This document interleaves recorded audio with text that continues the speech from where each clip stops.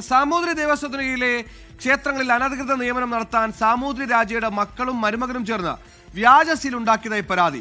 അന്വേഷണം ആരംഭിച്ച് Kozhikode medical college police. Samoothiri ദേവസ്വത്തിന് കീഴിലെ അനധികൃത നിയമനങ്ങളെ പറ്റിയുള്ള വിവരങ്ങൾ 24 നേരത്തെ പുറത്തുവിട്ടിരുന്നു.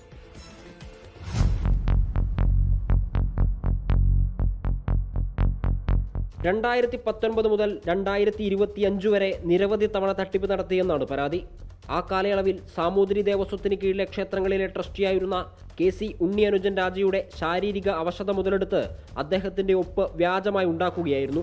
KC ഉണ്ണിയനുജൻ രാജയുടെ മക്കളായ സരസിജ, മായ ഗോവിന്ദ്, മരുമകൻ Govind Chandrasekhar, personal secretary TR Ramavarma, Malabar Devaswom board അംഗം പ്രജീഷ് എന്നിവർക്കെതിരെയാണ് അന്വേഷണം.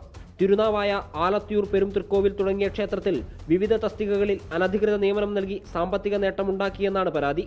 തിരുനാവായ ക്ഷേത്രത്തിലെ സെക്യൂരിറ്റി ഒഴിവിൽ അപേക്ഷ പോലും സമർപ്പിക്കാത്ത പുഷ്പലത എന്ന വ്യക്തിയെ നിയമിച്ച് അവരിൽ നിന്നും 17 ലക്ഷം രൂപ കോഴ വാങ്ങിയെന്നും പരാതിയിലുണ്ട്. ആലത്തിയൂർ പെരുംതൃക്കോവിൽ ക്ഷേത്രത്തിലെ ഒരു ഒഴിവിലേക്ക് തയ്യാറാക്കിയ റാങ്ക് പട്ടികയിൽ ഉൾപ്പെട്ട 6 പേർക്ക് നിയമനം നൽകിയെന്നും അവരിൽ നിന്ന് 69 ലക്ഷം രൂപ വാങ്ങിയെന്നും പരാതിയിൽ പറയുന്നു. ഇതു സംബന്ധിച്ച വാർത്ത 24 നേരത്തെ പുറത്തുവിട്ടതാണ്. മലപ്പുറം സ്വദേശി ശ്രീജയനാഥൻ TMന്റെ പരാതിയിലാണ് ഇപ്പോൾ കേസെടുത്തിരിക്കുന്നത്. 24 മലപ്പുറം. ലോകത്തെവിടെയായാലും ഏത് സമയത്തും 24 വാർത്തകളും ഓഗ്മെന്റഡ് റിയാലിറ്റി പാക്കേജുകളും എക്സ്പ്ലെയിനറുകളും വിശദമായി കാണാൻ ഞങ്ങളുടെ YouTube ചാനൽ നിങ്ങൾക്ക് സബ്സ്ക്രൈബ് ചെയ്യാം.